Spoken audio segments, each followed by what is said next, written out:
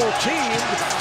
Fires one up and hits from behind the backboard with the shot clock running down. Clint Capella. No Trey? No problem. The Hawks blow out the Bucks in Game 4 and tie up the series. We will have the latest on Giannis' scary injury from the third quarter and where the Bucks go from here on their side. We've got two-time NBA champ Chris Bosh stopping by to chop it up. I don't know if we have champagne for him, though, Richard. So go crazy. Get excited. Dikembe. We're in the conference finals, and the jump starts now.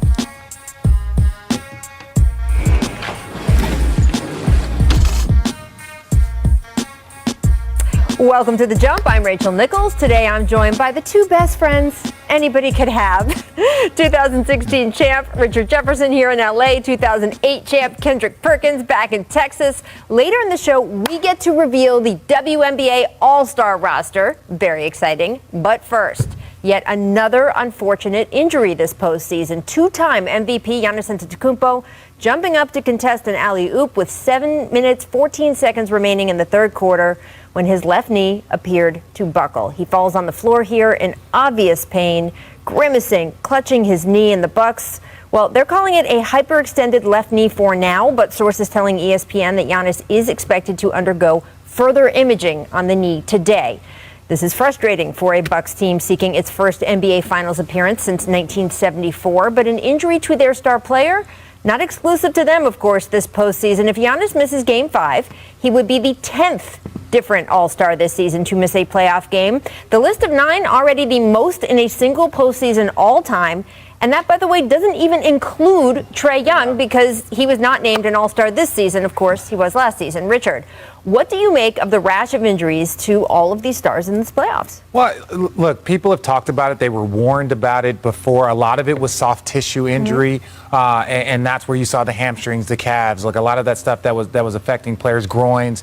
But ultimately, this is part of the game, and it's unfortunate. We knew that there was going to be a rash, and everyone's like, oh, you only care about the superstars. That's the only thing you're talking about. The only reason why we're talking about the superstars is because they're the ones that play the most minutes. Right. So their bodies are most likely to be the most fatigued. Yes, they are most likely to be the best specimens, but they are also the one pushing themselves to the limit. So it's unfortunate, but I think this season the champion is going to be decided by whoever has the most health luck. I mean, to a degree, it's always decided a little bit by that perk, but it feels more significant this year, right? Perky with us? Yeah, it does. Yeah, it does. I'm right here. I'm sorry, Rachel. I'm so used to Richard talking so much. I didn't know it was my turn. I didn't know it was my turn.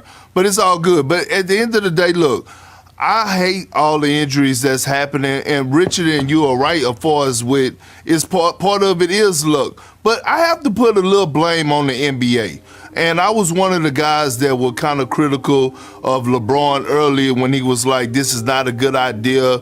And I retweeted something and said, check ball. Nobody was trying to hear that. Get the Christmas Day game started. But this is the reason why. Because they had a short turnaround, didn't get a chance to have a full training camp, and then all of a sudden you go into a season where guys not adjusted to the workload, and this is what happened. You start to have these soft tissue injuries.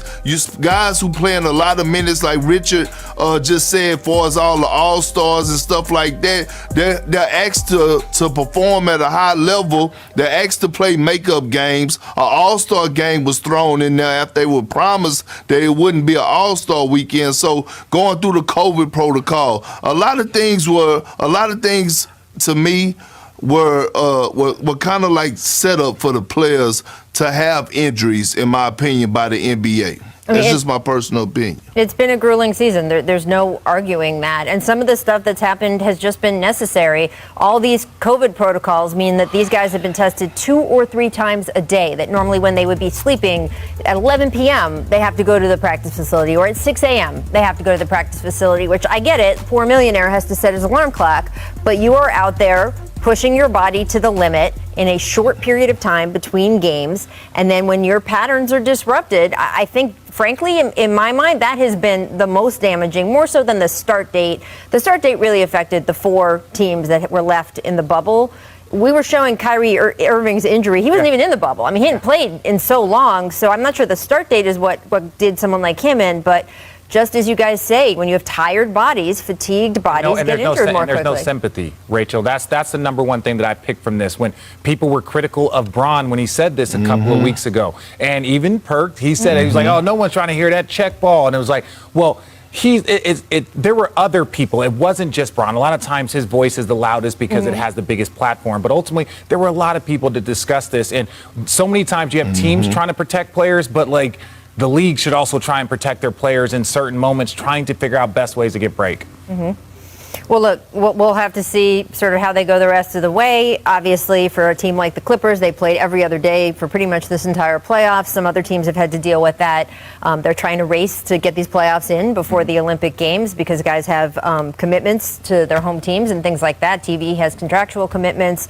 And then next season, we are supposed to be on schedule. So we will get back to what we used to have. Focusing back in on this series, though, if we look at the Hawks, they entered the game as 9-point underdogs because, of course, Trae Young wasn't playing because of that bone bruise in his foot. Well, they still blew the Bucks out, and it wasn't just the Giannis injury either.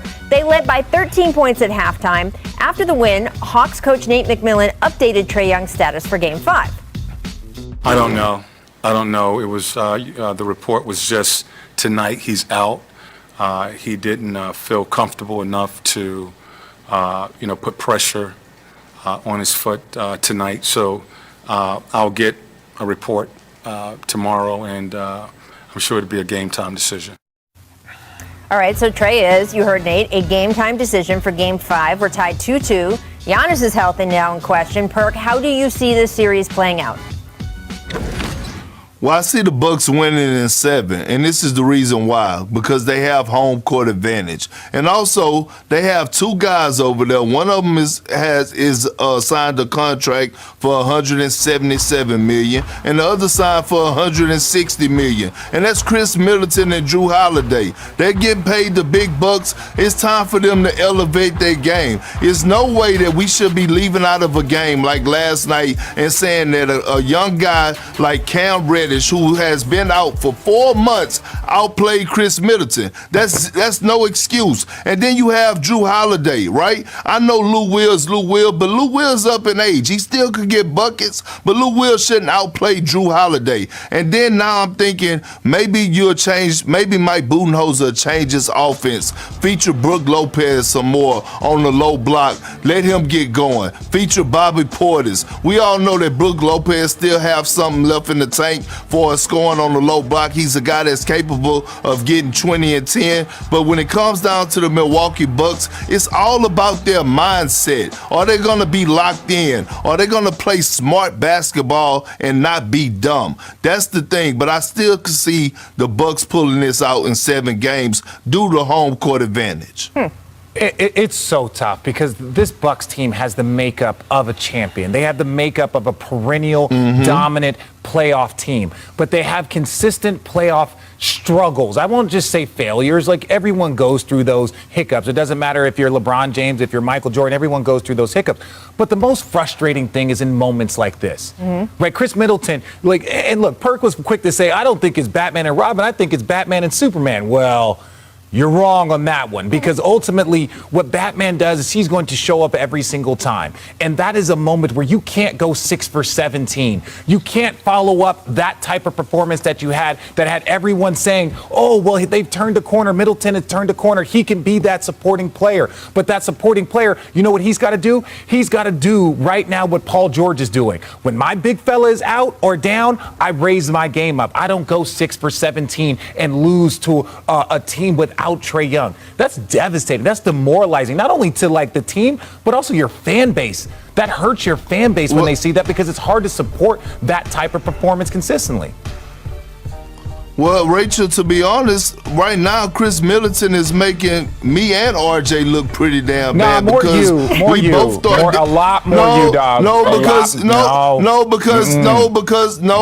Because Offset yesterday, you told Rachel and I, hey, you remember when I said, No.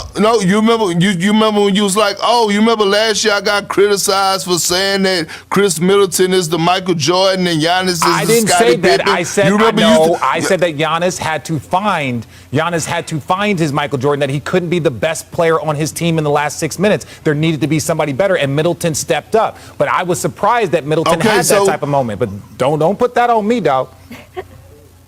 Oh man, you know what? That's just a coward move, man. Running from the smoke, running from Twitter trolls. That's just weak of you, RJ. What are you talking but at the end of the day, look, Rachel. At the end of the day, listen. I'm gonna go back to the home court advantage. All right. Fans help you win games, right? How many times, and we talked about this time and time again, how many times have you done post-game interviews and players have said, hey, I thank the fans helped us through this game.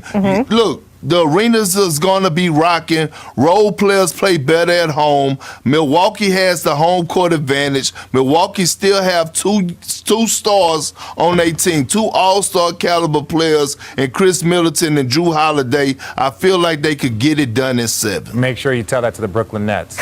Look, what's complicated for both of these teams, and they're both dealing with it, is that those supporting players are built, the team is structured to be built around that one elite player, right? When you talk about some of the other guys on the roster, they are there on purpose. If you have done good team building to complement, they're not just supposed to be good, they're supposed to be good but also complementary to your star player. And once you take that star player out of the orbit that everyone else is circling, it becomes more complicated to figure out how to push someone else into that middle sun position. I'm doing an analogy. Well, I get the analogy you're saying. You're saying that, look, like you take Trey or Giannis out. Yes, but the Hawks figured it out, and the Hawks don't have a Chris Middleton. And that's the challenge, and the Hawks were the one who were able to get it done in the last game. That's the frustration. It's like the frustration. It's like the Bucks have 4 guys that have been all-stars. They have 4 guys on their teams that have been all-stars. You have Brook Lopez, you have Chris Middleton, you have Drew Holiday, and Giannis. One of them goes down, Giannis being the best player. That's an opportunity for other guys to step up, and we've seen it around the league with other players. Chris Paul goes out, Phoenix Suns still win. Devin Booker steps up. Campaign steps up.